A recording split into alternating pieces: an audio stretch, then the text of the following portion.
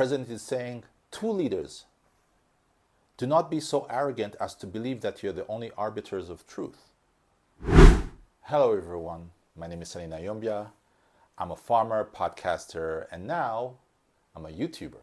So welcome to Sanny Unfiltered. This is the place where I just think about things and talk about the things that matter to me. So what do you expect from Sanny Unfiltered? It's literally just me talking about the things that I care about. It could be sports, it could be fashion, it could be politics, it could be law, it could be cultural affairs, it could be music. It's literally a place where I share my thoughts about the things that matter to me.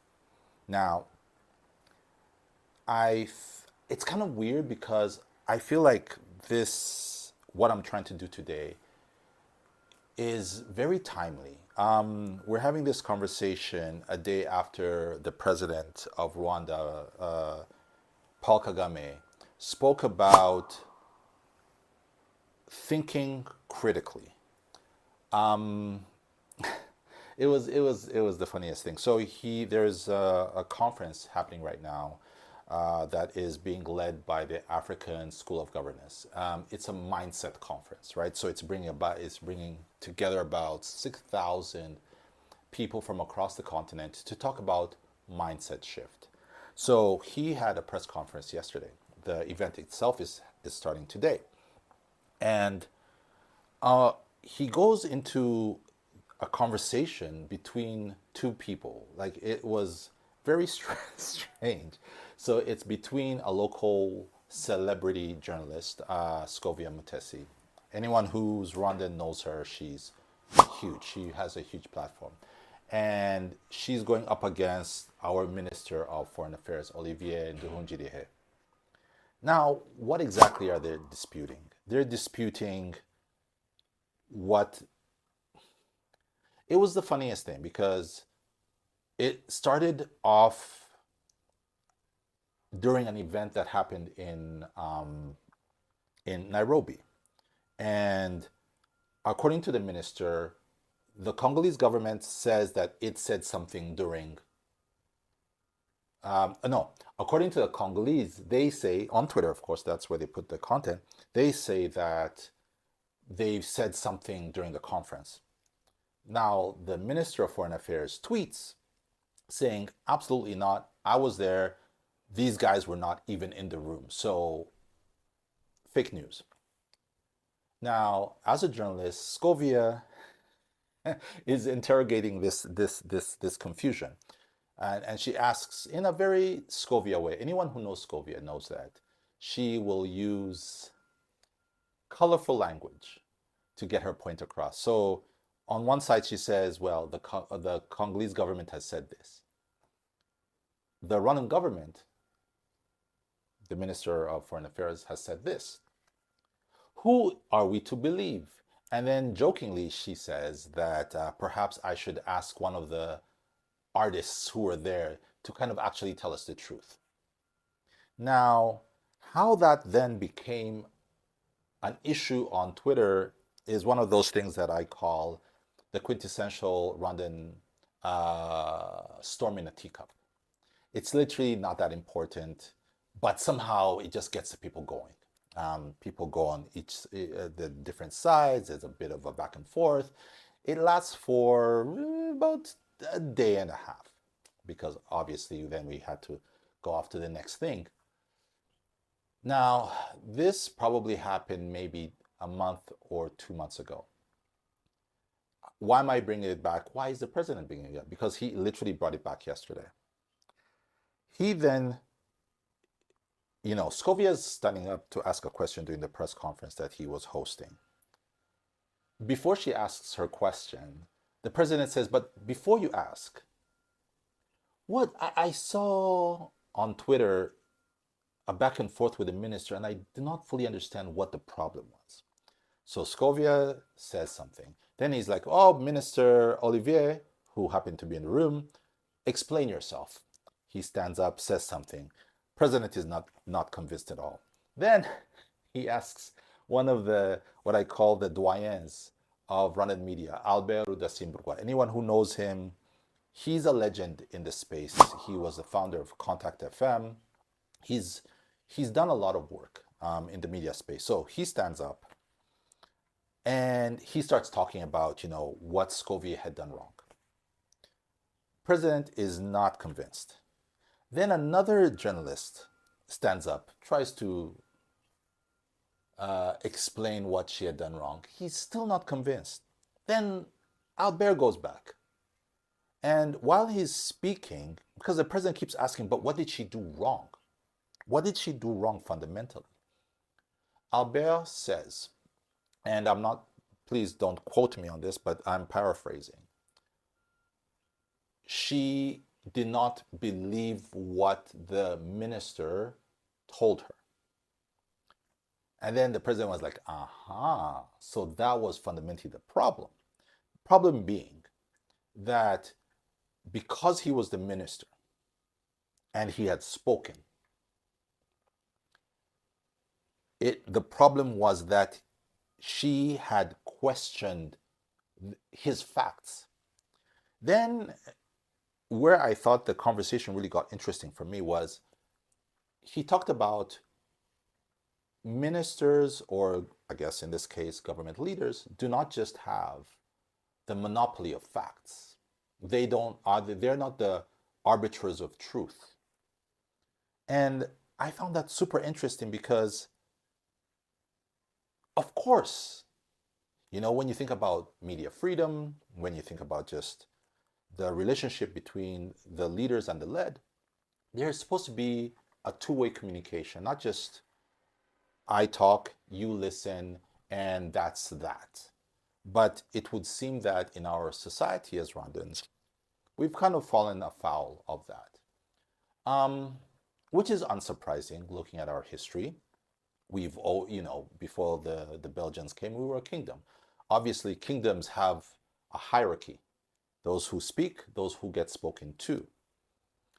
We go into colonialism. Then you had that power dynamic where the Belgians would speak, the Rwandans listened. There was not a back and forth. There was not a dialogue.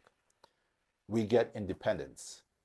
Obviously, we go into the first dictatorship of Gregoire Kayibanda. It was a dictatorship. Then we go to the military coup of Juvenal Habyarimana. That one was a democracy. Then we go to 1994 and the genocide against the Tutsi, which again was a fundamentally undemocratic act. And we've just tried to rebuild a society, but then as rebuilding a society that has always had a really, really bad, or should I say a skewed relationship between power and the powerless, or the leaders and the led. And personally, I have been in the media space since I was 16. Actually, that was the very first time at 17, since I wrote my very first article in the New Times. So I've been a part of the intellectual space, as I can say. Now, what has been my experience in this space? I can be honest and say that it's been a strange space for me, because I've been fortunate enough to be allowed the space to sometimes think critically. Of course, that was always a line I had to straddle very well. So in my experience, yes, I've had the opportunity to speak truth to power, but I've also been aware that where we come from, what our culture is. I mean, look at it. Let's be honest. In our homes, no one talks back to their parents. No one talks to their father. There's no dialogue about what we can eat, what we can watch on TV, what we can study. I mean, I'll speak personally. I wanted to do journalism in university. My father said, no, you need to do law. And I did, because he was the father. And I did not feel the space, I had the space to have that conversation. So it's been a challenge to to figure out how, as a society and personally, how to manage power and those under, say, your father's roof, or those under, not, I wouldn't say government control, but yeah, it's been a journey. But by speaking so authoritatively yesterday, I felt that perhaps there might be a wind of change. Already, I've fundamentally felt that young people will drive the new way of doing things in Rwanda. They're not as, what I like to call, traumatized as we are, and they expect different. They're not just happy to be alive. They're not just happy to have food. They take for granted the fact that they come from a functioning society. And so I've always felt that young people will force us to change the way we deal with power. But I also feel like by opening up what I'd call that box of not just talking to leaders, but also journalists and also Rwandans as a whole, the president is saying it's okay to think critically. It's okay to question things. It's not unpatriotic. It's not, there's a word in Kinyarwanda that we like to use, gasuzuguro, which is, for those who don't understand Kinyarwanda, it's undermining someone in authority. So it's not that. It's fundamentally a good thing. And, knowing our system and the way very often things are top down, by speaking so authoritatively about that, I think it's given young people an opportunity to actually question things, not just government policy, but also the world and the way they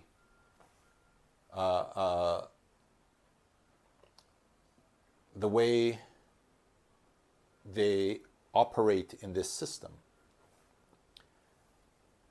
I think there's an opportunity there. I think there's an opportunity for media. The president is telling you, ask the questions politely, but ask the questions. The president is saying to leaders, do not be so arrogant as to believe that you're the only arbiters of truth. Your truth does not make it, you're not the Constitution, you're not the Bible, you are not, what you say is not set in stone. And it's okay if people talk back to you. You don't have to go into a whole back and forth. You say your piece. And then let the chips fall where they may. This is an exciting time. I'm super excited to see where this goes. I'm also excited to see where Sanny Unfiltered goes. But all I can say is I'll tell you my thoughts. Don't have a script, see? I'm just riffing it as I go along, and I hope that people will like it. Hope that you like it. So if you do, please share. If you have any topics that you'd love me to talk about, please write them in the comments. You can find me on social media, and I will promise to say hi. So I hope I haven't talked too long. Enjoy your day.